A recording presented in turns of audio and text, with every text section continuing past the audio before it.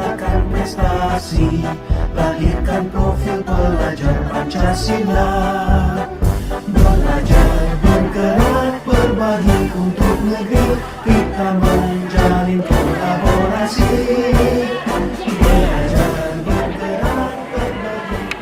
Yang terhormat Kepala SMK Negeri 1 Solo atau yang mewakili, yang sama-sama kita hormati Bapak Ibu unsur pimpinan SMK Negeri 1 Solo, yang sama-sama kita hormati Bapak Ibu Majelis Guru SMK Negeri 1 Solo yang berbahagia. Dengan mengucapkan puji dan syukur kehadirat Allah Subhanahu wa Ta'ala, teriring salam dari kami atas kehadiran Bapak Ibu yang telah sudi menghadiri acara pembukaan diseminasi penerapan budaya positif di lingkungan sekolah, kolaborasi calon guru penggerak Angkatan 6 SMK Negeri 1 Solo pada hari ini, Jumat tanggal 18 November tahun 2022, dengan mengucapkan Bismillahirrahmanirrahim dimulai.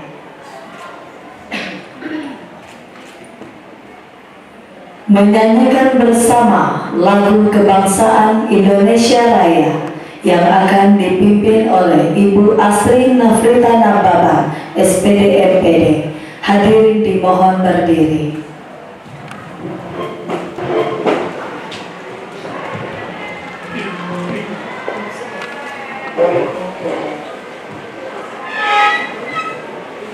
Hiduplah Indonesia Raya.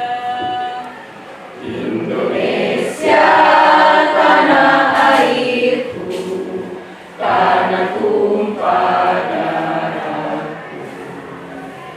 Di sanalah aku berdiri, jadi pandu hidupku. Indonesia kebangsaanku, bangsa dan tanah airku. Marilah kita berseru, Indonesia bersatu. Hiduplah tanahku, hiduplah negeriku, bangsaku, rakyatku semuanya. Bangunlah jiwanya, bangunlah badannya untuk Indonesia Raya.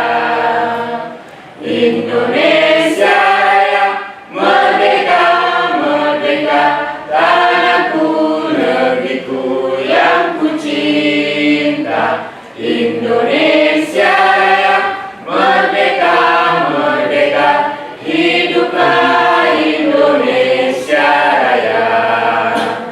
Indonesia Raya, merdeka, merdeka, tanahku, negeriku yang ku cinta. Indonesia Raya, merdeka, merdeka, hiduplah Indonesia Raya.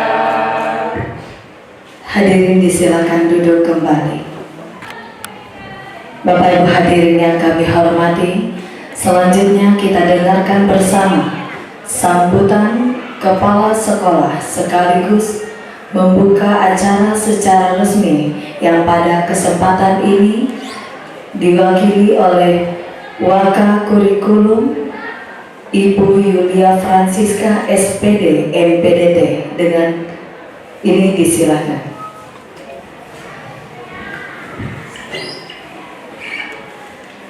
Assalamualaikum warahmatullahi wabarakatuh. Alhamdulillahirrahmanirrahim. Puji syukur selalu kita ucapkan kehadiran Allah Subhanahu wa Ta'ala, Tuhan yang Maha Esa. Salawat dan salam kita kirimkan buat Nabi besar Muhammad Sallallahu Alaihi Wasallam.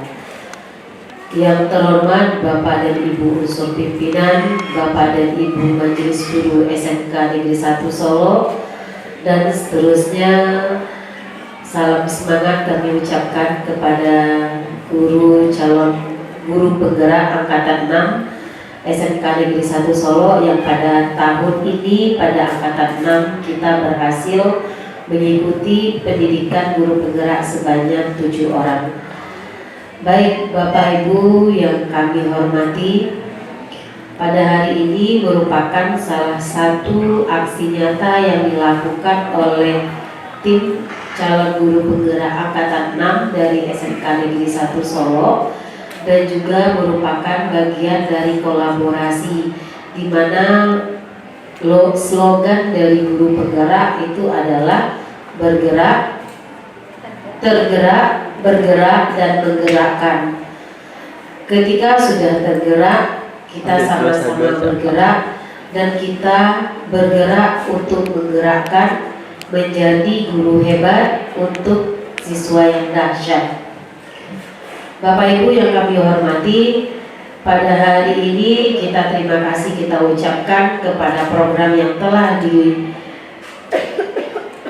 dicanangkan oleh pemerintah, di mana ini adalah salah satu kita mendalami peran dan nilai kita sebagai guru, sehingga pembelajaran yang kita hasilkan dapat menghasilkan peserta didik yang berkarakter dan juga berkompetensi tentunya. Bapak Ibu yang kami hormati, pada hari ini kita akan mendengarkan juga sesi berbagi oleh Bapak Ibu calon guru penggerak dan juga berbagi juga terkait aksi nyata yang telah dilaksanakan. Dengan konsepnya adalah berbagi semoga menginspirasi, bergerak untuk menggerakkan agar menjadi guru hebat menghasilkan siswa yang dahsyat. Dengan ini untuk kegiatan diseminasi implementasi budaya positif SMK Negeri 1 Solo kita resmi dibuka.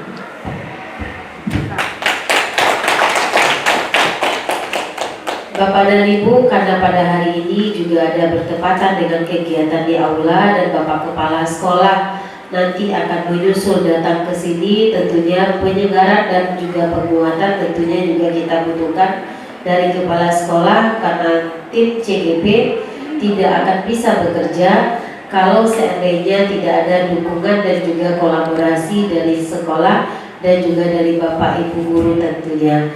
Untuk Bapak Kepala Sekolah tadi mohon izin terlambat, beliau telat untuk hadir nanti bergabung dengan kita. Baik Bapak Ibu, sekian saja. Terima kasih. Assalamualaikum warahmatullahi wabarakatuh. Waalaikumsalam warahmatullahi wabarakatuh. Bismillahirrahmanirrahim. Assalamualaikum warahmatullahi wabarakatuh. Assalamualaikum. Bapak Ibu sudah makan? Belum. Berarti pantas saja tidak makan ya. Mungkin ngantuk. Assalamualaikum warahmatullahi wabarakatuh. Waalaikumsalam warahmatullahi wabarakatuh. Alhamdulillahirabbil alamin. Wassalatu wassalamu ala asrofil anbiya'i wal mursalin wa ala alihi washabihi ajmain. Pertama dan utama sekali kita bersyukur kepada Allah Subhanahu wa taala, kita selalu diberikan rahmat yang lipat yang berlimpah sehingga kita dapat sama-sama berkumpul dalam ruang ini dalam rangka mengikuti kegiatan diseminasi yang dilaksanakan oleh peserta PGP angkatan 6 sebanyak 7 orang. Kemudian sholat bersama juga yang kepada junjungan Nabi besar Muhammad sallallahu alaihi wasallam. Allahumma shalli ala sayyidina Muhammad wa ala sayyidina Muhammad. Yang saya hormati Bapak Ibu peserta PGP, guru hebat, kemudian para audiens guru hebat SMK 1 Solo yang berbahagia. Pertama saya sampaikan ribuan terima kasih sudah melaksanakan kegiatan diseminasi ini dalam rangka berbagi, yang pada prinsipnya ini adalah bagian dari tugas memang bagi peserta PGP dalam rangka berbagi kepada teman-teman kita yang lain, dan sudah terlaksana dari mulai jam 10.30 tadi. Dan kemudian dalam pelaksanaan ini saya mohon maaf kalau mungkin terlambat atas kehadiran saya di dalam ruangan ini, namun Bapak Ibu sudah lanjut ke aktivitas. Terima kasih banyak. Dan dari apa yang sudah dipaparkan oleh teman-teman tadi dalam rangka berbagi, memang kita lihat arahnya adalah ke bagaimana menanamkan disiplin positif terhadap anak-anak kita. Kalau kita lihat di dalam pelaksanaan kita, pendidikan kita di sekolah kita ini, sebenarnya kalau kita perhatikan dalam keseharian kita selalu berupaya, walaupun belum terlalu maksimal. Kita berharap dengan adanya peserta PGP yang membagikan ilmu yang sudah beliau berdapat untuk kita bersama-sama sebelum kita yang lain ikut menjadi peserta di PGP periode berikut. Ya, mudah-mudahan ini bermanfaat untuk kita. Dan kalau kita lihat pada intinya, semua yang dipaparkan tadi adalah demi melayani anak didik kita. Dan pada pelayanan tersebut kita lihat, tentunya kita harus paham betul dengan individual anak kita. Dalam pelayanan pendidikan, kita tidak dibenarkan lagi yang namanya pemberian hukuman. Itu perlu kita garis bawah, ya. Sehingga nanti di sekolah kita betul-betul tercipta gerakan sekolah yang menyenangkan, sekolah ramah anak, ya, sekolah ramah anak. GSM, gerakan sekolah menyenangkan, sekolah ramah anak, semua itu akan saling mendukung. Artinya begini Bapak Ibu, kita masih menemukan barangkali beberapa di dalam keseharian kita mungkin masih sempat, ya, masih belum terkontrol emosi kita. Kita sempat menghati, mungkin bersuara sedikit agak keras, masih muncul keinginan untuk pemberian hukuman untuk beberapa orang, ya. Inilah yang perlu kita rubah. Kita harus, mindset kita harus kita rubah sekarang, ya. Pola bertindak kita harus rubah. Itulah yang diperoleh ketika kita mengikuti pendidikan guru penggerak ini, ya. Tentunya dengan selesainya nanti ini bisa kita terapkan hendaknya di sekolah kita. Bagaimana dengan kawan-kawan yang lain yang belum mengikuti pendidikan ini? Sekarang sudah merupakan titik temu, titik awal, ya, titik awal bagi kawan-kawan yang lagi mengikuti pendidikan guru penggerak sebanyak 7 orang.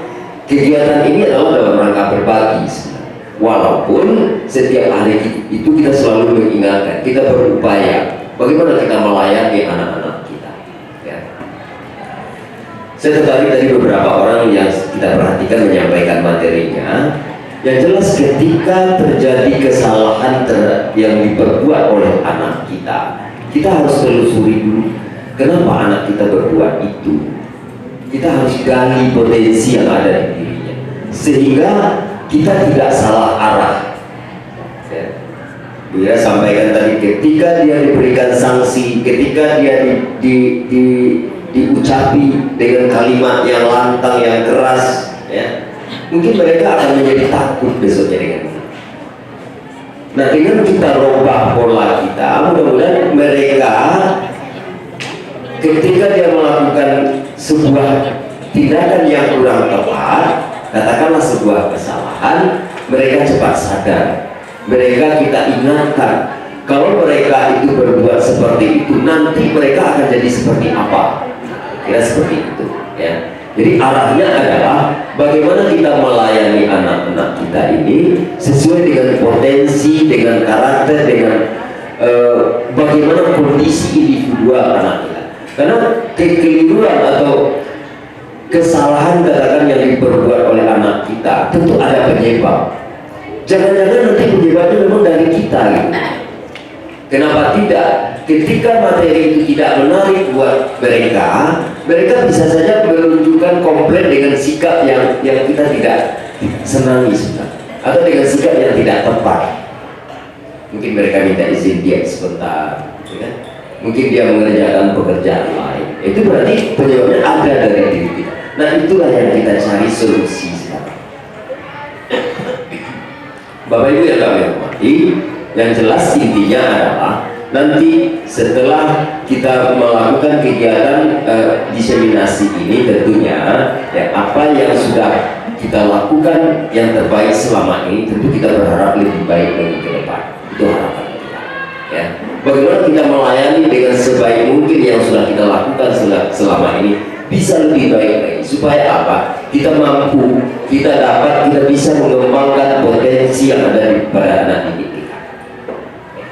Jadi Bapak Ibu, sekali lagi terima kasih kepada kita semua, khususnya kepada teman-teman yang peserta pendidikan guru penggerak, kemudian kepada kita sebagai audiensnya ya, yang tempat kita berbagi. Sekali lagi saya sampaikan ribuan terima kasih. Tentunya kita berharap apa yang kita bahas, apa yang disampaikan oleh teman-teman sekarang itu bermanfaat untuk kita bersama-sama demi kemajuan pendidikan khususnya di SMK 1 Solo.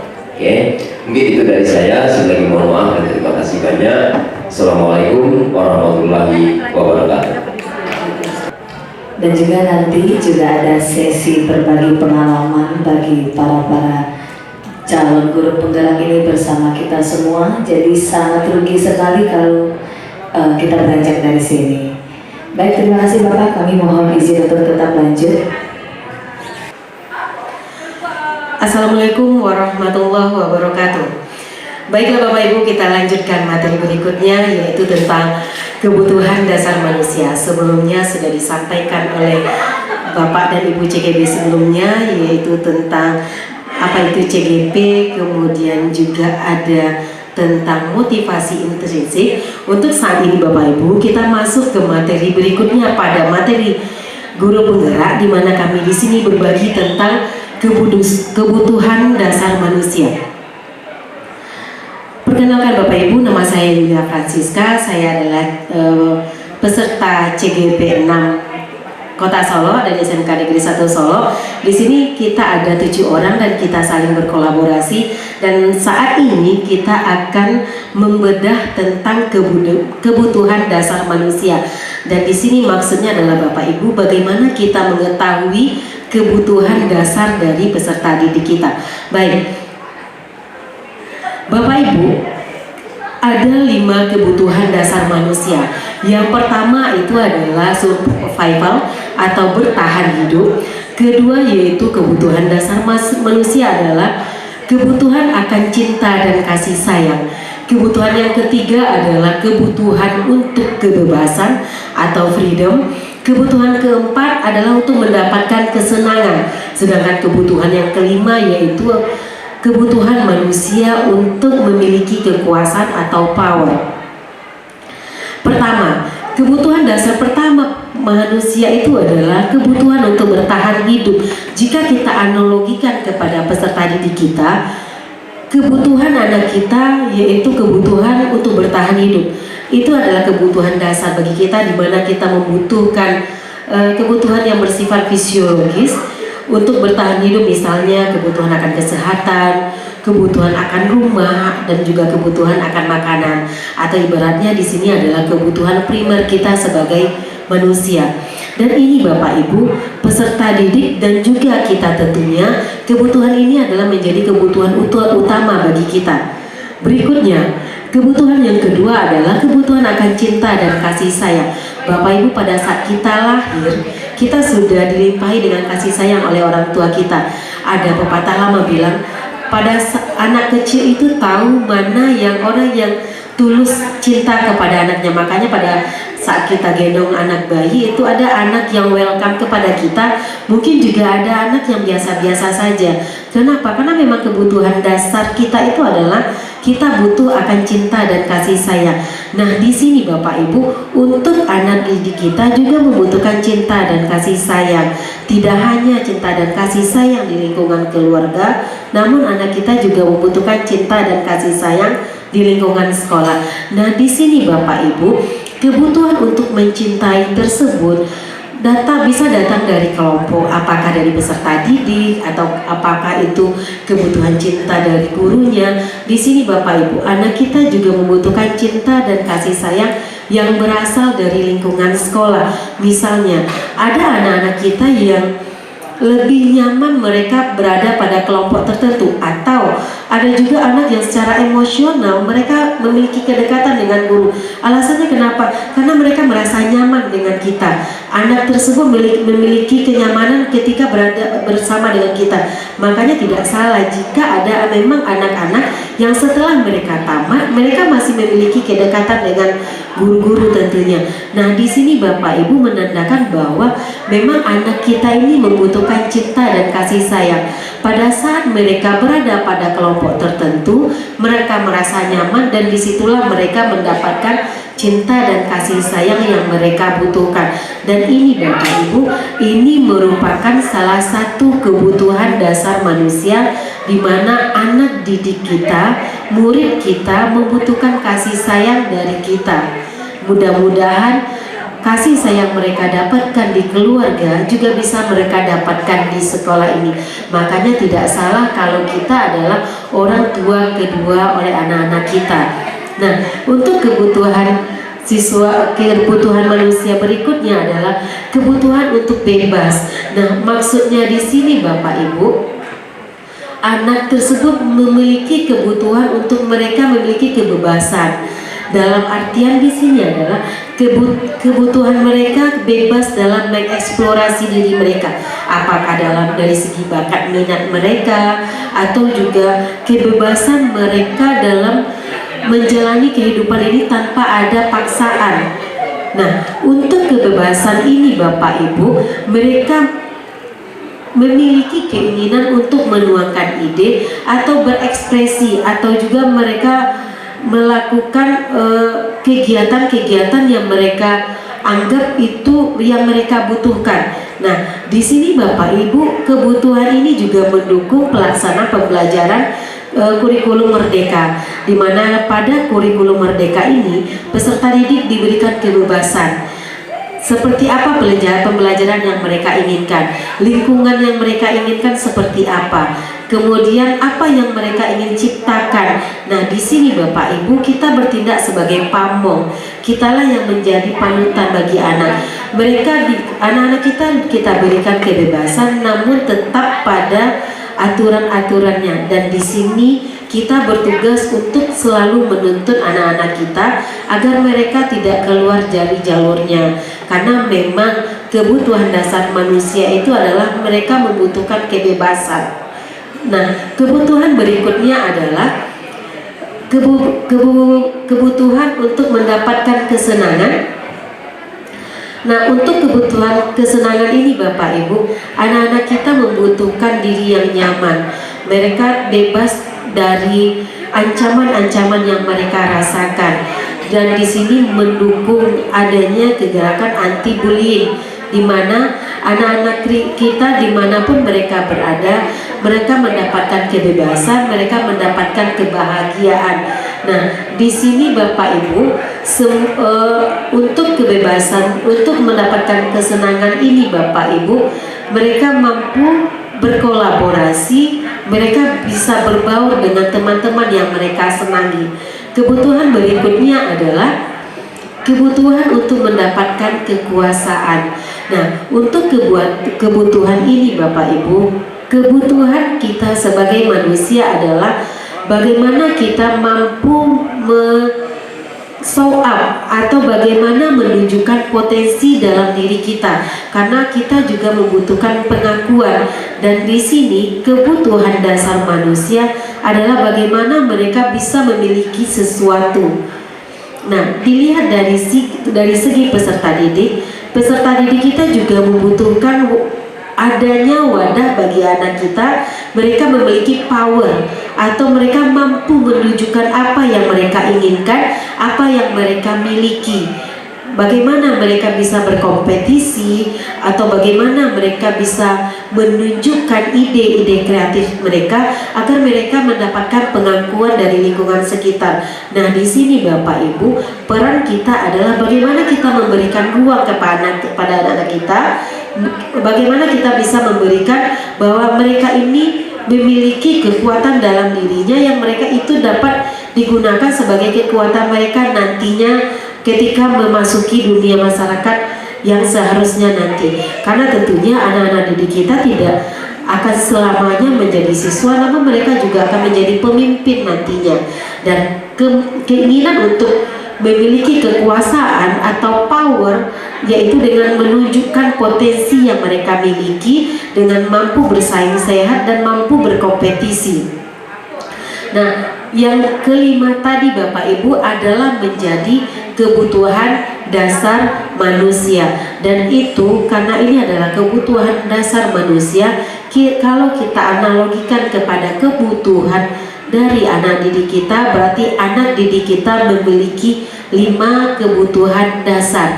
Yang pertama adalah yaitu kebutuhan untuk bertahan hidup. Kedua, kebutuhan untuk mendapatkan kebebasan. Ketiga, kebutuhan untuk mendapatkan kesenangan. Keempat adalah kebutuhan memiliki kebebasan, dan kelima adalah kebutuhan untuk memiliki kekuasaan. Itu adalah 5 kebutuhan dasar manusia. Nah, di sini Bapak Ibu, izinkan kami juga berbagi untuk tentang pengalaman kami atau aksi nyata yang telah kami lakukan selama kami mengikuti pendidikan calon guru penggerak. Nah, silakan.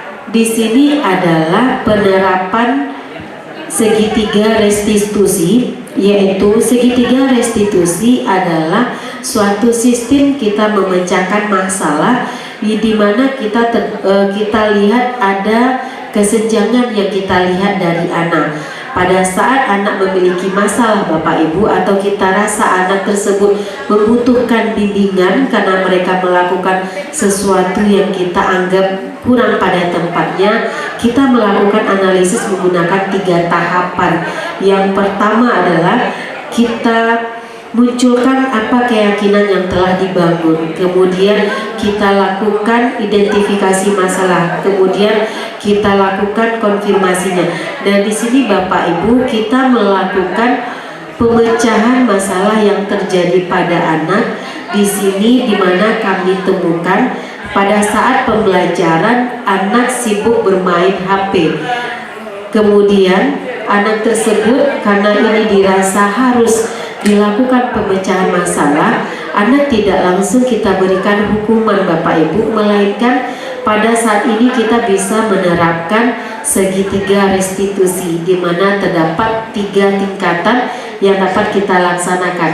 Yang pertama, ketika kita rasa anak melakukan sebuah kesalahan, kemudian kita panggil anak tersebut, kemudian kita tanyakan. Karena kita di kelas, kita membentuk keyakinan kelas, kita tanyakan kepada anak kita, apakah mereka melakukan pelanggaran. Nah, apakah mereka telah melanggar keyakinan kelas yang telah kita bangun? Setelah anak kita menyatakan kalau memang dia memang melanggar keyakinan kelas yang telah dibangun, kita tanyakan apakah yang dilakukan itu salah. Jadi kita menggali motivasi intrinsik dari anak didik kita Bapak Ibu. Setelah keyakinan kelasnya kita panggil, motivasi intrinsiknya telah kita ulas atau telah kita bangkitkan kembali dari anak-anak didik kita, kemudian kita tanyakan seharusnya mereka bagaimana. Nah, di sini Bapak Ibu, dengan menggali keyakinan diri anak kita, dengan menggali motivasi intrinsik anak kita Bapak Ibu, terciptalah bagaimana anak didik kita memiliki 6 dimensi profil pelajar Pancasila. Jadi demikian Bapak Ibu tentang paparan kebutuhan kelima kebutuhan dasar manusia, kemudian pelaksanaan aksi nyata yang telah kami terapkan dalam memecahkan masalah anak didik kita, yaitu kita menerapkan segitiga restitusi. Demikian saja Bapak Ibu, waktu kami kembalikan lagi kepada Ibu Deni Santalina sebagai pembawa acara. Terima kasih. Assalamualaikum warahmatullahi wabarakatuh. Oke, baik Adel. Tadi kita belajar di labor ya? Iya, Bu. Iya. Kita tadi belajar di labor. Tahu Adel kenapa Ibu ajak ke sini? Tahu. Boleh tahu Ibu kenapa? Karena main HP di waktu pelajaran. Oh iya, main HP di jam pembelajaran. Tadi buka apa? Buka aplikasi TikTok. Oh iya, ibu juga suka main TikTok. Banyak juga main TikTok. Udah berapa followernya? Masih sedikit, nah aku cuma lihat-lihat video. Oh iya, berarti kita nanti bisa follow ya. Nah, orang juga suka main TikTok, ibu juga suka banyak medsos sekarang, apakah itu Instagram atau buka YouTube. Cuman menurut Adel, membuka HP, membuka TikTok di jam pembelajaran itu tepat atau tidak? Tidak. Tidak tepat. Seharusnya bagaimana? Di luar jam pelajaran, kayak jam istirahat. Kalau kesepakatan kita di kelas, bagaimana? Apakah kesepakatan kita di kelas, kan di awal pembelajaran kita udah buat kesepakatan tuh. Nggak boleh main HP di jam pelajaran. Iya, tidak boleh main HP. Kemudian boleh main HP, tapi kalau ada izin dari guru, kalau misalnya lihat materi dari HP baru boleh. Oke, berarti menurut Adel itu kurang tepat ya. Iya. Jadi untuk kedepannya bagaimana? Adel nggak bakal buka TikTok, aplikasi TikTok lagi di waktu jam pelajaran. Berarti kita sepakat untuk menjalankan komitmen kita bersama. Sepakat. Oke. Assalamualaikum warahmatullahi wabarakatuh. Waalaikumsalam. Terima kasih saya telah diberi kesempatan. Dari penjelasan yang tadi telah saya lihat, ada yang ingin saya tanyakan. Yang pertama adalah tentang 3 sisi dari segitiga restitusi. Apakah ketiga-tiganya dipakai sekaligus dalam penyelesaian masalah siswa? Sebagai rekan saya, Assalamualaikum warahmatullahi wabarakatuh. Terima kasih Bu Ati. Ini kelihatan tadinya materi Pak Raka ya. Ya, dipersilakan Pak Raka untuk menjawab.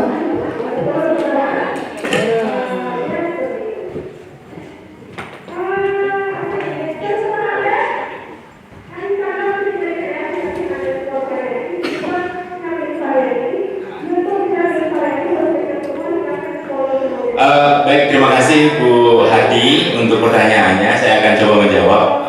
Pertanyaannya saya ulang dulu ya Bu Hadi ya. Apakah ketiga-tiganya dari langkah teori kontrol ini harus kita terapkan? Jawabannya untuk mengacu kepada peran guru sebagai manajer, iya. Jawabannya iya jika guru tersebut mengacu kepada perannya sebagai manajer. Tetapi itu juga tidak selalu selalu kaku diterapkan gitu. Boleh fleksibel. Mungkin kita hanya sebatas memvalidasi kesalahan siswa saja. Memvalidasi di sini maksudnya bukan untuk menghakimi ya Bu ya. Kita kembali lagi ke materi-materi yang disampaikan oleh rekan-rekan saya, ibu-ibu sebelumnya. Itu hukuman adalah pilihan terakhir terhadap semacam konsekuensi yang diberikan kepada peserta didik atau murid kita.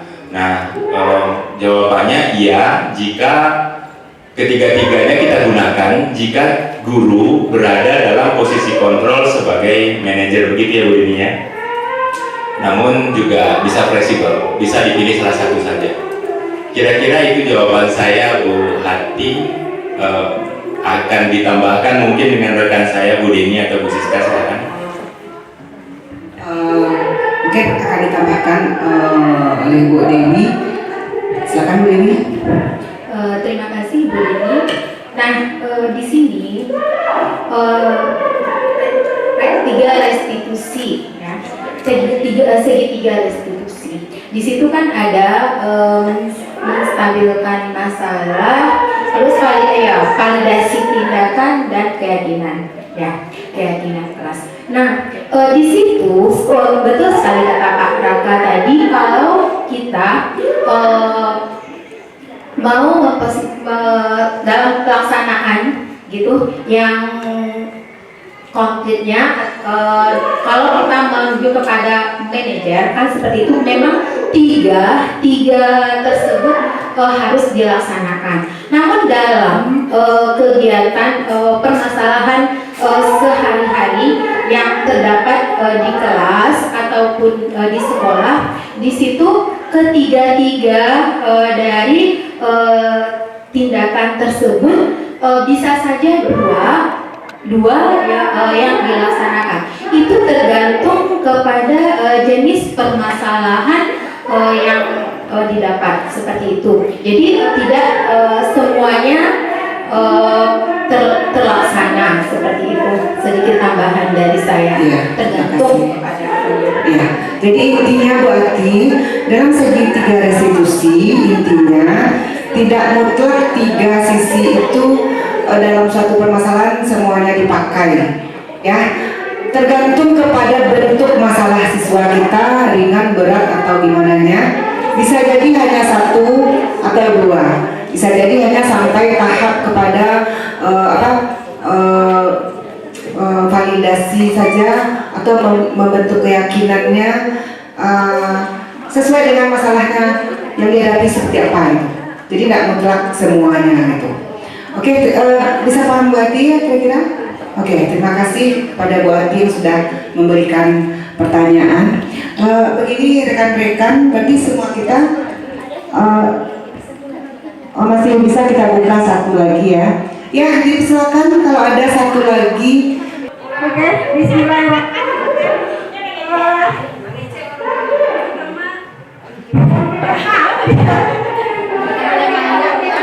Angkat sedikit Bu Lila. Iya. Oke, pertama saya ucapkan terima kasih kepada atas kegiatan kolaborasi calon guru penggerak. Saya Lilawati. Ada yang mau saya tanyakan. Yang saya tanyakan adalah apa bisa menerapkan restitusi tidak ada hukuman?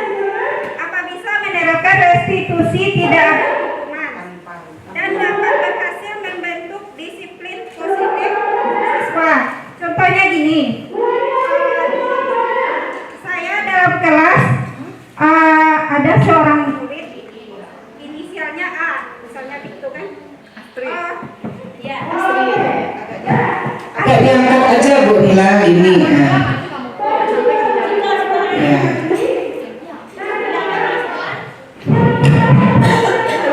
Jadi siswa saya ada yang namanya inisialnya A, gitu kan? Tadi tidak ada hukuman. Sebelum ada tindakan hukuman tersebut, saya udah melakukan pendekatan. Si A, ayolah belajar. Ketinggalan terperaganya. Kemudian si A, ayolah masuk ke lokal. Kita sama-sama belajar matematika supaya menyenangkan. 1, 2, 3 sampai yang keempat ada hukuman. Setelah ada 1, 2, 3 hukuman, ternyata tidak juga. Bagaimana caranya lagi? Sekian, assalamualaikum warahmatullahi wabarakatuh. Waalaikumsalam. Ini pertanyaan menarik. Ya, ini pasti kita sama alami nih Bapak Ibu guru. Ya, silakan Wira.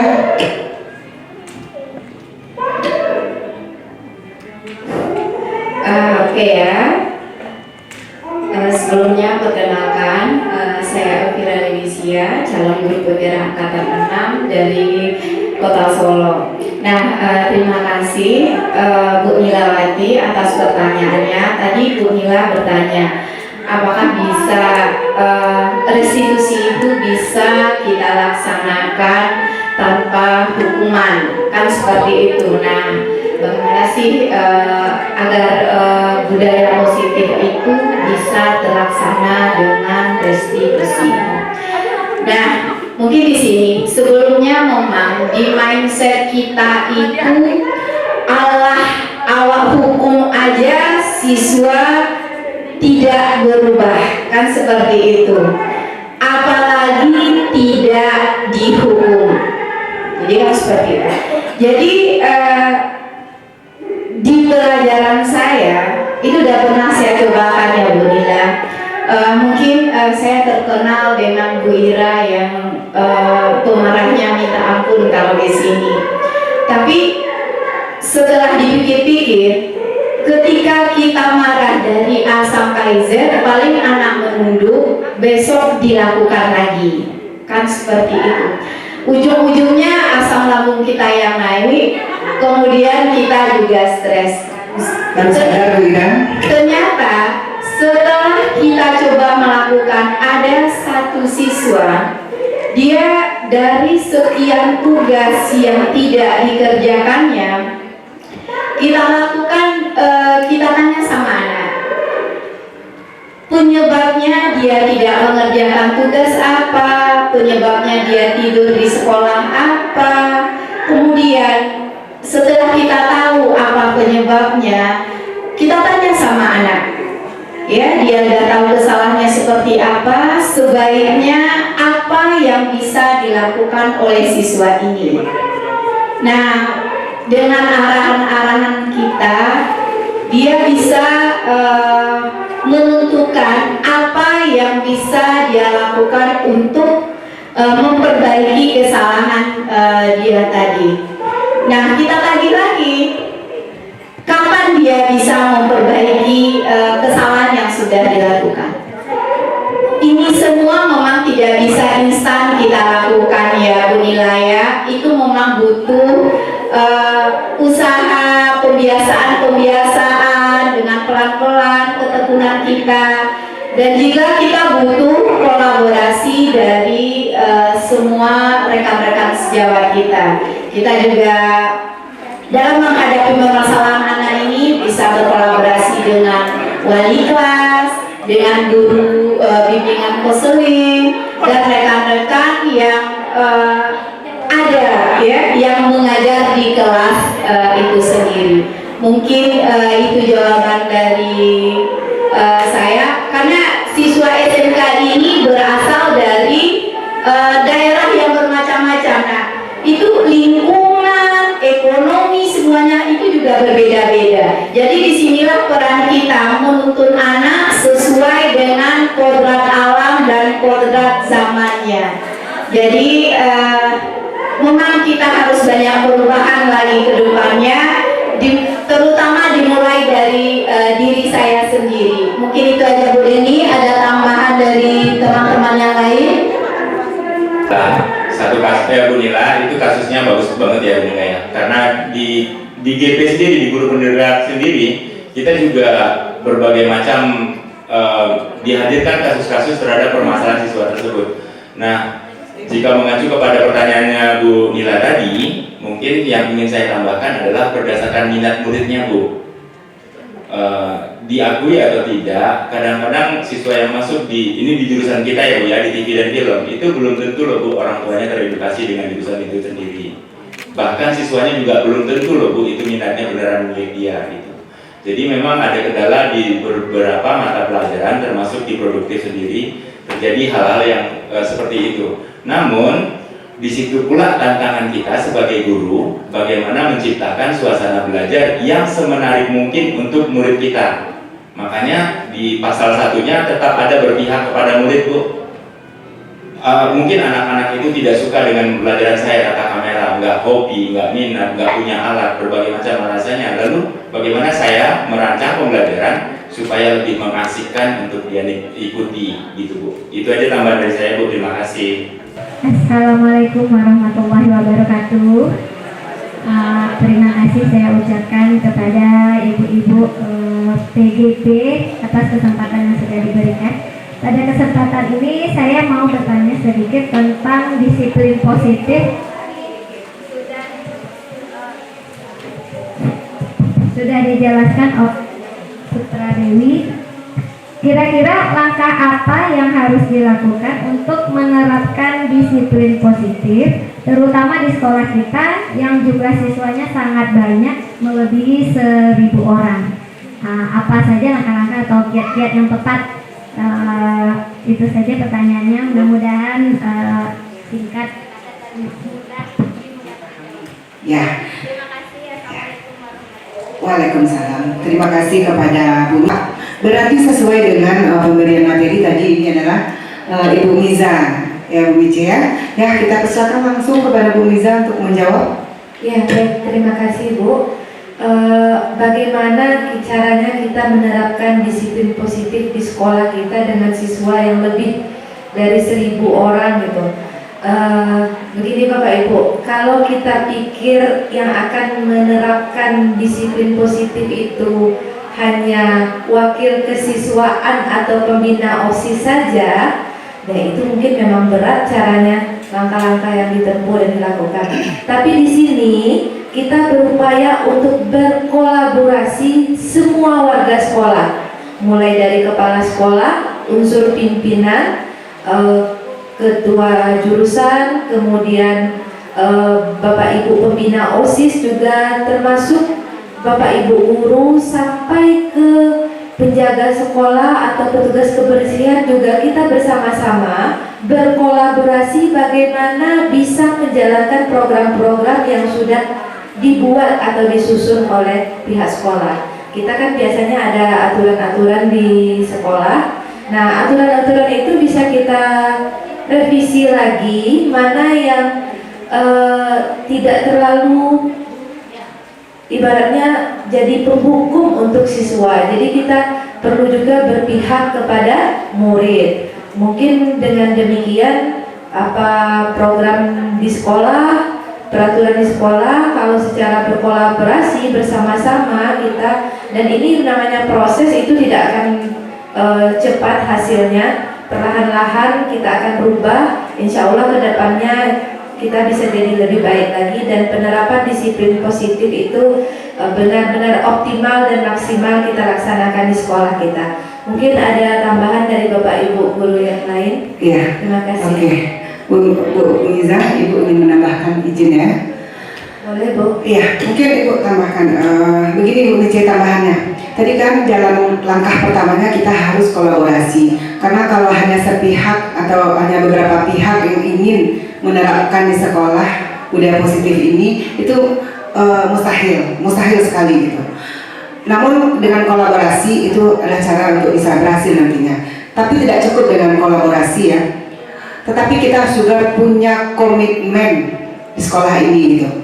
Kita berkolaborasi, lalu kita buat komitmen bersama, kita sepakati, kita berkomitmen, bersinergis, dan kita merubah pola pikir kita semuanya secara bersama-sama gitu. Jadi intinya kolaborasi, ubah pola pikir dulu ya, rubah pola pikir kita, mindset kita, lalu kita bersinergis, berkolaborasi, dan kita berkomitmen bersama-sama. Itu mungkin akan bisa menghasilkan apa yang kita harapkan dari penerapan budaya positif di sekolah kita gitu. Mungkin hanya itu. Gimana kira-kira Bu Mici? Paham Bu Mici? Puas Bu Mici siang ini? Ya. Setelah ini dipuaskan juga dengan makan siang kita Bu Mici. Tapi sederhana. Oke, kita lanjut. Ada lagi kira-kira Ibu? Terima kasih. Ya, ini ada. Dari sebelah sini ya. Baik, sebelumnya saya terima kasih CGP yang telah memberikan saya kesempatan untuk bertanya. Jadi begini Bu, saat sekarang ini saya ada posisi saya sebagai seorang yang sedang menghadapi kasus siswa saya. Kasusnya itu seperti ini Bu. Jadi saya baru-baru ini mendapat laporan dari ibu kos salah seorang siswa saya, yang mana siswa tersebut sering pulang tidak pada tepat waktunya dan pada jam-jam yang seharusnya dia berada di kos, tetapi dia berada di luar Bu. Nah, apa sebaiknya yang saya lakukan sebagai wali kelas? Bagaimana pendapat penyaji mengenai kasus ini jika dihubungkan dengan kebutuhan dasar manusia, yaitu mungkin tadi berkaitan dengan materi kelima yang dipaparkan oleh Ibu Ilia Francisca. Terima kasih dan kembalikan.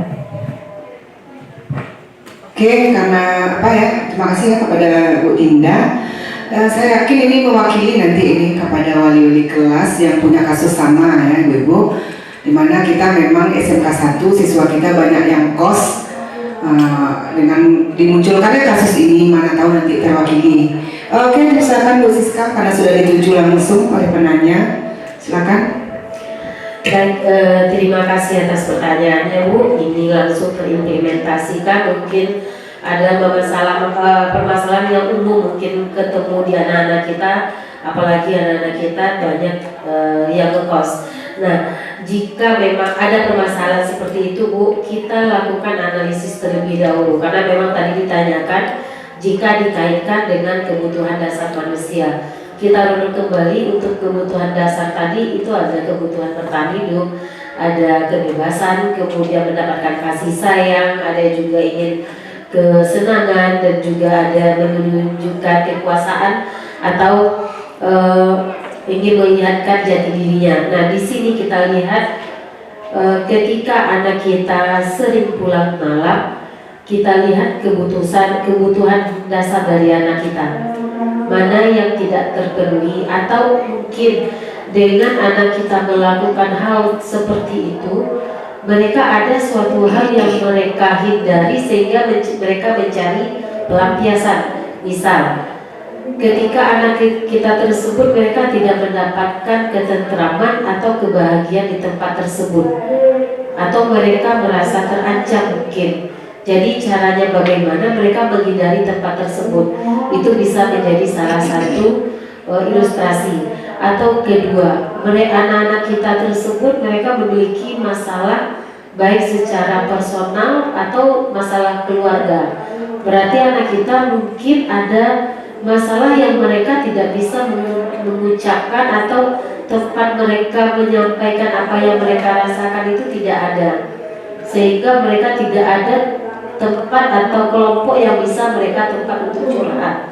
Nah, kita sebagai wali kelas di situ kita mainkan peran kita. Jadi kita tidak boleh menghakimi anak langsung, namun kita tanyakan terlebih dahulu anak kita seperti itu, apa yang mereka rasakan. Kemudian kita tanyakan kembali apakah yang dia lakukan tersebut itu sesuai atau tidak. Nah, itu akan berlanjut nanti pada saat kita menjalankan restitusi, segitiga restitusi. Jadi kita tanyakan dulu kepada anak apa yang mereka rasakan, apa masalahnya, apa kendala mereka. Kemudian kita balikan lagi, ini apakah tepat dilakukan oleh kita dengan keluar malam. Misalnya anak kita bilangnya tidak Bu, ya sebaiknya kita harus bagaimana. Nah, disitulah kita munculkan yang tadi dihubungkan dengan materi Ibu Deni tadi adalah motivasi intrinsik. Jadi bagaimana kita memotivasinya ketika mereka ada masalah, kita adalah sebagai motivator dari luar, tapi kita membangkitkan motivasi intrinsik dari anak tersebut. Jadi kita tidak memberikan hukuman kepada anak, tapi kita memberikan penguatan dan juga kita memancing anak tersebut menyadari apa yang seharusnya mereka lakukan dengan menggunakan sistem segitiga restitusi. Jadi jika dengan masalah yang demikian mungkin nanti akan umum juga kita temui pada anak-anak kita, apalagi anak-anak kita banyak yang dari kabupaten. Mereka anak-anak kita banyak ngekos di sini, tentunya mereka kadang-kadang malam juga keluar. Siapa tahu tidak sesuai dengan peraturan. Misalnya di kos tersebut jam 8 nggak boleh keluar, tapi di tempat lain jam 8 masih boleh.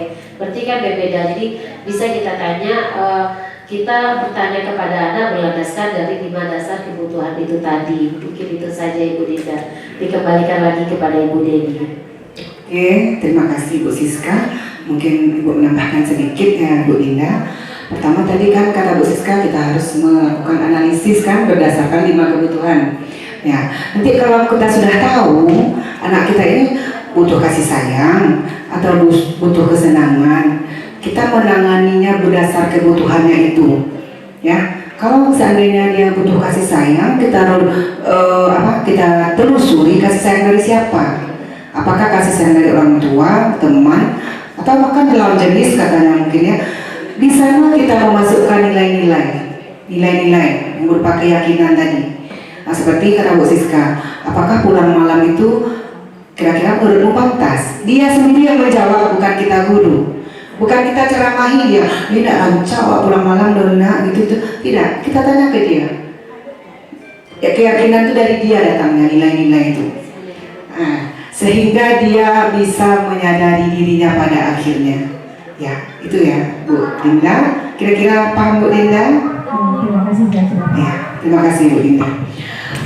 Masih ada kira-kira Ibu-ibu ayah, ada lagi dari Ibu Saftin, ini dari tadi sudah. Ibu yang di depan.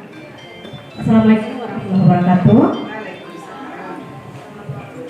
Sepanjang penyajian yang tadi yang Ibu sampaikan tadi, ada tadi 5 posisi kontrol. Di sini yang ingin saya tanyakan, berdasarkan penjelasan Bapak Ibu tadi tentang beberapa posisi kontrol dalam restitusi. Sebagai seorang pendidik, posisi kontrol mana yang seharusnya kita terapkan dalam penyelesaian masalah siswa di sekolah? Itu saja, terima kasih. Ya. Waalaikumsalam. Ini yang menarik sekali dari Bu Saftin nih. Ada 3 posisi kontrol, 5 ya. Ini Bu Wahidatul kalau nggak salah tadi ya Bu. Ya, silakan saja langsung Bu Wahid untuk menjawab dari pertanyaan Bu Saftin. Oke, terima kasih Bu Saftin. Yang ditanyakan tadi dari kelima posisi kontrol yang ada, yang mana yang baiknya atau harus diterapkan untuk kita dalam menghadapi siswa. Di sini dari 5 posisi kontrol yang lebih bagus diterapkan kepada siswa adalah yang kelima, yaitu posisi kontrol manajer. Di mana di posisi kontrol manajer ini kita tidak mempersalahkan siswa, tidak menjudge siswa, akan tetapi kita mengajarkan siswa untuk lebih bertanggung jawab terhadap kesalahan yang diperbuatnya. Seperti yang tadi saya sampaikan, pertanyaan kepada siswa tidak bersifat mengintimidasi, tapi bersifat lebih menggiring pemikiran siswa, menggiring perasaan siswa akan lebih menyadari kesalahan yang dibuatnya dan menemukan sendiri solusi dari kesalahannya tersebut. Contoh mungkin bisa kita paparkan seperti ini. Pada saat ada siswa yang terlambat, kita bisa biasanya kalau seandainya di posisi penghukum, itu biasa kenapa kamu terlambat? Apa penyebab kamu terlambat? Banyak sekali alasan yang membuat kamu terlambat. Kamu aja terus yang terlambat. Mungkin itu di posisi penghukum dengan nada dan suara yang keras. Tapi kalau di posisi manajer, itu kita lebih bertanya, kamu menyadari apa yang kamu lakukan? Iya, apakah ini sesuai tidak keyakinan kamu dengan sikap yang terlambat sekarang? Tidak. Kalau seandainya sekarang kamu terlambat, apa yang harus kamu lakukan? Besok Pak saya tidak terlambat lagi, atau besok Bu saya tidak terlambat lagi. Seperti itu. Jadi kita sebagai guru lebih mengiring ke siswanya, lebih bertanggung jawab terhadap kesalahannya dan mencari solusi sendiri terhadap permasalahannya. Contoh lain juga seperti ini. Misalnya siswa memecahkan kaca jendela dengan bola seperti itu. Yang kita lakukan adalah bagaimana dia menyadari apakah yang kamu lakukan itu benar atau salah. Iya, tidak benar dan itu tidak sesuai dengan seharusnya saya sebagai siswa. Harusnya seperti apa? Ya Pak, saya akan mengganti kaca jendelanya dan saya akan melakukan atau bermain bola tidak di lingkungan sekolah lagi. Berarti hal-hal yang seperti itu adalah motivasi atau penyadaran yang berasal dari dalam dirinya, bukan karena paksaan, bukan karena hentakan, bukan karena bentakan dari guru pada saat mereka harus merubah suatu perilaku yang tidak bagus. Mungkin seperti itu Bu Saftin. Terima kasih. Ya, ada yang mau menambahkan dari jawaban Bu Wahid? Ya, kelihatannya Bu Ira menambahkan. Silakan. Mungkin saya menambahkan sedikit posisi mana yang paling bagus kalau kita berada di posisi guru sekarang. Nah, sesuai tadi seperti kita menghadapi siswa-siswa, kita tidak boleh menghujat anak atau menghukum anak seperti ini karena akan menyebabkan anak itu stres, marah maupun dia benci kepada kita. Karena sesuai dengan filosofi Ki Hajar Dewantara ya, kita itu tugas kita adalah menuntun. Kita bukan menuntut anak harus seperti apanya. Jadi posisi yang bagus yang harus atau posisi bagus kita sebagai guru, posisi kontrol kita sebagai guru itu adalah yang paling bagus itu memang kita sebagai manajer. Berarti kita mencarikan solusi seperti apanya. Jadi bukan kita menuntut siswa harus seperti apa, tetapi kita harus bisa menuntun siswa itu ke arah mana, seperti apanya, dan mau kemananya. Mungkin itu saja dari saya. Oke, terima kasih tambahan dari Ibu Ira. Kira-kira bagaimana Bu Saftin dengan jawaban-jawaban dari Ibu yang berikut ya, yang tadi ya? Dari jawaban ibu-ibu yang di depan tadi, kita sudah cukup puas. Ya, berarti Bu Saftin nanti siap untuk menerapkannya. Ya. Ya, dan kami mendorong untuk bisa ikut CGP. Kami akan rangkul. Kita akan bersama-sama nanti untuk mengatasi segala persoalan dan berkomitmen untuk sekolah kita. Karena disinilah ladang sawah ladang kita. Oke, ada lagi dari Anda, ini ada lagi Bu Elda dari tadi juga tidak sabar kelihatannya. Iya, silakan Bu Elda, mikrofonnya Bu Saftin.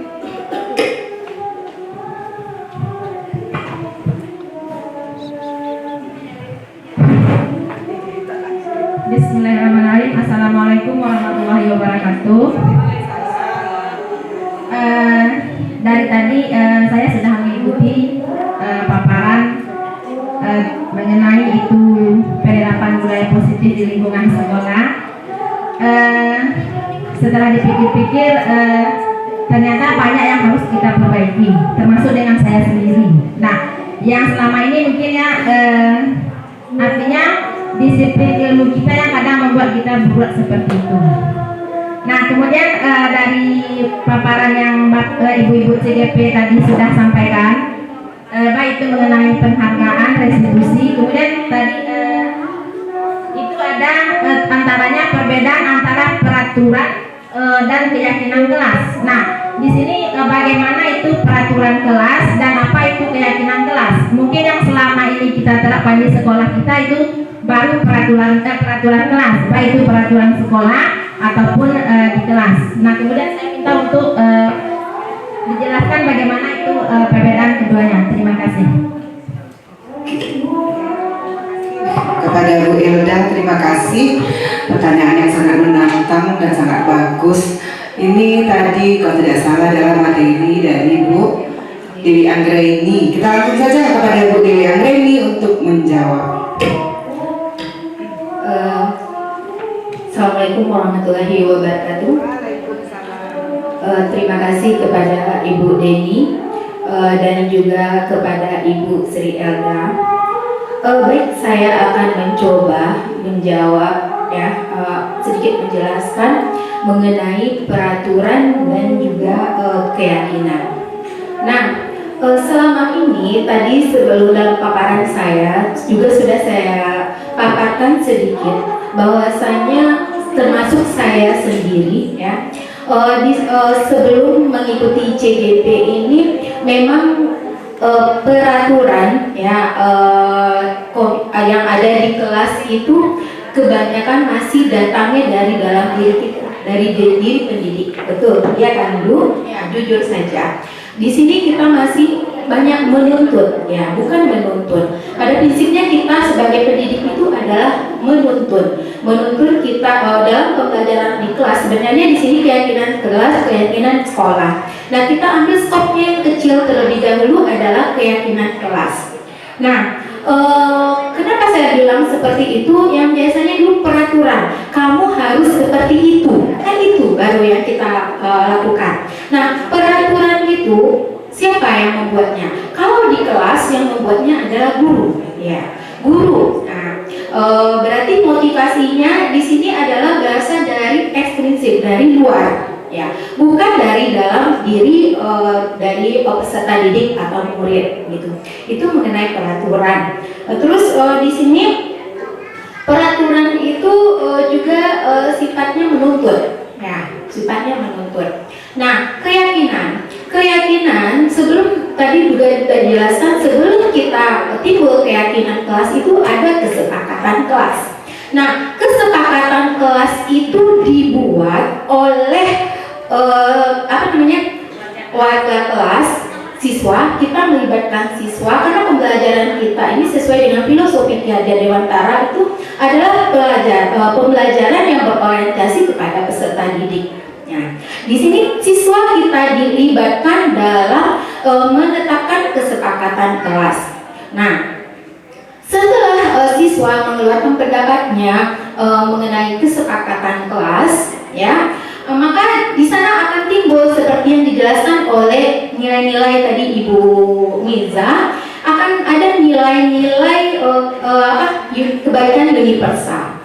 Nah, nilai-nilai kebaikan universal tersebut itulah yang nantinya yang dituangkan ke dalam keyakinan kelas. Nah, jadi di sini dapatlah ditarik kesimpulan bahwasanya kalau keyakinan kelas itu datangnya dari diri siswa sendiri. Jadi kalau datangnya dari diri siswa sendiri, mereka yang membuat, berarti mereka yang akan melaksanakan. Jadi dalam pelaksanaannya di sini tidak ada keterpaksaan. Ya, berarti dalam diri sendiri mereka sadar akan pentingnya di situ kesepakatan yang mereka buat. Demikian. Iya. Oke Bu Dewi, terima kasih. Saya tambahkan sedikit ya Bu Elda. Jadi intinya alurnya itu ya, alurnya peraturan itu dapat dikatakan kesepakatan itu. Kalau peraturan kan biasanya sepihak dibuat saja oleh guru dan kelas gitu. Sekarang kita buat kesepakatan dulu. Kita punya aturan, kita buat kesepakatan. Kesepakatan itu muncul tidak dari guru saja, tapi bersama-sama dengan siswa. Dari kesepakatan yang kita buat, nanti akan nampak nilai-nilai universalnya. Yang itulah disebut keyakinan. Contoh nih yang saya praktekkan pengalaman ya. Waktu itu saya mengajar di 10 TKJ 2. Ketika presentasi kelas kelompok, lalu ada beberapa di antaranya siswa itu yang ngobrol. Kan kawannya di depan sedang asik nih diskusi.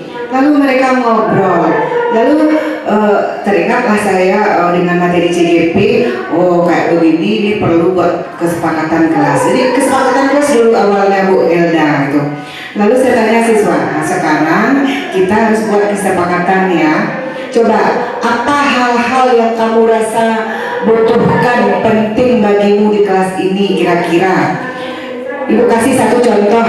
Tadi kelompok ini tampil, kelompok itu ngomong di belakang. Nyaman nggak kira-kira gitu? Lalu mereka menjawab nggak nyaman Bu. Berarti teman kita tidak menghargai kita yang sedang berbicara di depan. Nah, bikin kesepakatan, kata saya kan. Lalu iya Bu, kita bikin kesempatan. Berarti ketika belajar kita harus atau kita menghargai orang yang sedang berbicara di depan, siapapun, guru, teman, itu kesepakatan bersama. Lalu apa nilai-nilainya dari contoh itu? Nah, saling menghargai, saling menghormati gitu. Lalu muncul dari siswa banyak Bu Elda, saya masih punya tuh catatannya di saya simpan. Munculkan lagi semuanya, munculkan. Saya bilang gitu kan, muncul macam-macam. Jangan membuli teman misalnya. Kami tidak mau ada bully-bully dalam kelas Bu. Buat. Sekarang ini saya belum lihat di kelasnya apa sudah dipampangkan. Kemarin saya suruh pampangkan Bu Elda di dindingnya gitu. Jadi tidak mau ada bully-bully Bu, bikin di kesepakatan. Jadi sampai ada 11 macam yang mereka sepakati, lalu mereka tanda tangani di bawahnya. Lalu dari situ muncul nanti nilai-nilai. Itulah berarti yang keyakinan kelas mereka. Saling menghormati misalnya kan. Kalau membuli tadi kan saling menghargai antar sesama. Nah, jadi itu. Ya Bu Elda, gimana kira-kira Bu Elda? Bismillahirrahmanirrahim. Ya, pada Bu Bayar misalkan. Assalamualaikum warahmatullahi wabarakatuh. Waalaikumsalam. Kalau bisa berdiri Bu Bayar. Ya. Perkenalkan, nama saya Nurbaya. Saya mengajar agama Islam. Iya. Kelas SMK 1 ini. Baiklah, setelah saya mendengarkan begitu panjangnya paparan yang telah disampaikan oleh guru kita tadi, timbul pertanyaan dalam pemikiran saya. Yang pertama, Dari penjelasan penyanyi tadi, ada kata-kata penghargaan. Seperti apa sebenarnya yang dimaksud? Karena bisa jadi setiap kita punya persepsi yang berbeda tentang sebuah penghargaan. Karena tadi Ibu Deni Sakalina Masalah tadi mengatakan penghargaan itu selama ini saya berasumsi bahwa itu memberikan suatu motivasi atau semangat pada siswa. Sementara tadi penyanyi mengatakan bisa jadi penghargaan itu untuk mematikan motivasinya. Jadi saya mohon penjelasan dari Ibu mungkin Ibu Deni Sakalina, penghargaan apa yang dimaksud di sini. Sekian, terima kasih. Oke, terima kasih kepada Ibu Nurbaya yang sudah bertanya. Kebetulan pertanyaan yang diajukan Bu Baya itu adalah materi yang saya membahasnya, yaitu tadi teori motivasi, hukuman, dan penghargaan. Berarti saya otomatis ya yang akan menjawab, nanti juga akan dibantu oleh teman-teman CGP yang lain Angkatan 6 SMK Negeri 1 Solok. Baiklah, dari pertanyaan Bu Baya tadi, saya setuju dengan Bu Baya. Saya juga seperti itu sebelumnya ya Bu Baya. Sebelum saya mengikuti pendidikan guru penggerak, saya juga berkeyakinan bahwa penghargaan itu akan selalu memotivasi siswa gitu. Karena saya suka memberi penghargaan kepada siswa. Saya pernah semua kelas itu saya kasih kado ketika mereka berhasil menampilkan produk unjuk kerja di kelompok mereka gitu. Kado-kado yang saya bawa itu ada satu kantong Bu Baya, isinya mungkin hanya makanan kecil seperti kacang-kacangan, coklat, ada buku, pena. Saya kadokan di rumah itu anak saya juga menolong di rumah. Itu karena saya juga berperasaan memberi penghargaan siswa ini akan memotivasinya, kan begitu Bu Baya ya. Lalu ketika kita sudah masuk di pendidikan guru penggerak, kita mendapat materi mengenai ini, kita dikasih teorinya gitu. Nah jadi sesuai yang Bu Baya tanyakan, penghargaan seperti apa gitu ya. Jadi kalau kita artikan penghargaan itu dasar katanya kan harga yang mendapat imbuhan dari kata peng dan an gitu ya. Jadi harga itu kan sesuatu nilai, ya nilai. Atau bisa kita artikan itu apresiasi terhadap sesuatu gitu, yang bisa berupa benda, bisa berupa verbal atau ucapan.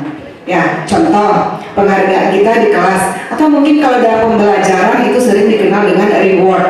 Ya, kalau punishment itu hukuman, sedangkan penghargaan ini berupa reward kita gitu. Lalu nilai juga sebenarnya adalah penghargaan kan, nilai yang berupa tulisan gitu.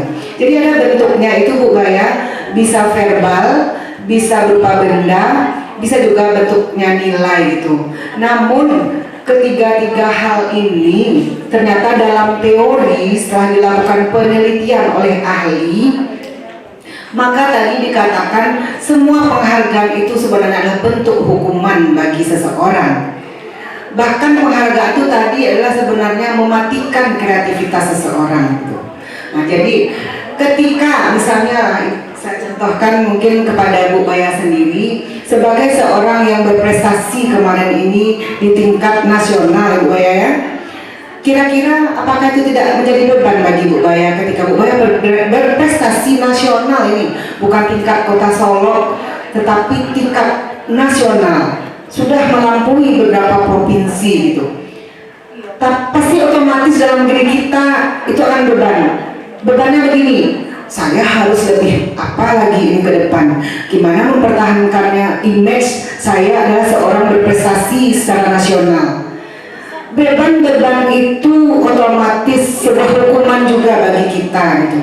Begitu juga dengan siswa kita di kelas ya. Jadi sedapat mungkin kita sesuai teori tadi, ini kembalinya ke kita seperti yang saya bilang di awal tadi ketika memberi materi.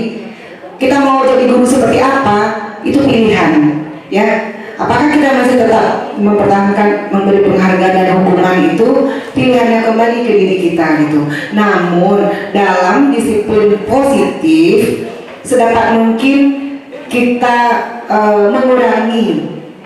mengurangi hal seperti itu. Mungkin yang lebih tepatnya kita lebih mengapakan nilai-nilai kepada siswa. mengedepankan nilai-nilai positif kepada siswa dibanding dengan membiasakan memberi penghargaan. Mungkin contoh yang lebih pas, anak SD mungkin berbayar. Ketika anak SD yang bisa menyelesaikan suatu pekerjaan lalu dikasih bintang oleh gurunya, kita kan sering lihat gitu ya pekerjaan anak kita, kasih bintang. Ini efek untuk anak yang masih kecil, ini agak berbahaya gitu. Ketika dia tidak lagi dapat bintang, kan penghargaan ya, anak jadi down, tidak lagi termotivasi, tidak lagi mau berkreativitas. Aduh, saya nggak dapat bintang lagi gitu, kecewa dia kan. Jadi ujungnya kekecewaan gitu. Lalu efek buruknya yang tadi saya katakan Bu Baya, kita sering mengagasi penghargaan, akan muncul nanti yang namanya merusak hubungan antara orang dengan orang. Mana kita tahu hati orang, ya kan Bu Baya? Hati setiap kita berbeda. Ketika penghargaan dikasih kepada seseorang oleh atasan, maka bisa jadi ada hati-hati yang iri dengki. Hati-hati yang iri dengki ini akan merusak hubungan. Berawal dari adanya penghargaan tadi gitu. Nah, jadi seperti itu kira-kira bentuk-bentuknya Bu Baya secara teori, hukuman maupun penghargaan. Penghargaan itu sendiri sebuah hukuman gitu. Jadi sedapat mungkin kita membudayakan hal positif saja, tidak menghukum dan tidak terlalu masif dalam penghargaan itu kepada siswa. Kalaupun kita mungkin ingin mengapresiasi, mungkin dalam bentuk lain gitu. Dalam bentuk lain kita mengapresiasi. Itu sedikit dari saya Bu Baya. Mungkin ada tambahan dari rekan saya. Coba tambahkan Bu Wahidatul Sunnah, kita berkolaborasi akan saling menambah-nambahkan nantinya. Untuk kita puaskan ibu-ibu kita yang super hadir sekarang ini, ibu-ibu hebat semuanya. Oke, terima kasih Bu Deni. Mungkin simpelnya yang saya sampaikan ke Bu Baya, kenapa yang namanya penghargaan tadi bersifat negatif jadinya apabila diberikan kepada siswa. Sejauh ini mungkin yang kita berikan kepada siswa ungkapan-ungkapan seperti kamu hebat, Ananda oke, Ananda keren. Itu bukan bentuk suatu penghargaan, tapi adalah apresiasi yang kita berikan kepada siswa. Penghargaan yang bersifat negatif di sini adalah penghargaan yang berupa pemberian benda, pemberian reward yang ada ujungnya, seperti kita belikan sepatu atau belikan baju, belikan buku. Itu adalah reward atau penghargaan yang akan membawa nilai negatif kepada siswa, karena akhirnya nanti semua yang dilakukannya itu bukan berasal dari dirinya, atau perubahan yang dilakukan pada dirinya itu bukan intrinsiknya dia atau bukan motivasi intrinsiknya, tapi karena sesuatu hal yang diharapkan di luar dari itu apabila dia melakukan suatu pekerjaan baik atau tingkah laku baik, mengharapkan benda atau penghargaan yang akan diterimanya nanti. Tapi kalau seandainya berupa apresiasi, Ananda bagus, Ananda keren, Ananda hebat, itu kita sebagai guru masih bisa melakukannya, tapi tidak untuk penghargaan yang berupa benda. Mungkin itu saja Bu Baya. Terima kasih. Assalamualaikum warahmatullahi wabarakatuh. Oke, terima kasih tambahan dari Bu Baya. Jadi intinya kalau Bu Baya ingin tetap memberi penghargaan kepada siswa, pokoknya yang memunculkan motivasi dalam dirinya. I tadi ya teorinya saya berikan tadi, kita berfokus kepada I. Oke, baiklah, selesai jawaban dari pertanyaan Bu Baya. Penggerak menghamba padamu, kreatif rancang pembelajaran, hargai potensi, tingkatkan prestasi, lahirkan profil pelajar Pancasila. Belajar, bergerak, berbagi untuk negeri, kita menjalin kolaborasi. Belajar, bergerak, berbagi untuk negeri, demi bakti pada Ibu Pertiwi. Belajar, bergerak, berbagi untuk negeri, kita menjalin kolaborasi. Belajar, bergerak, berbagi untuk negeri, demi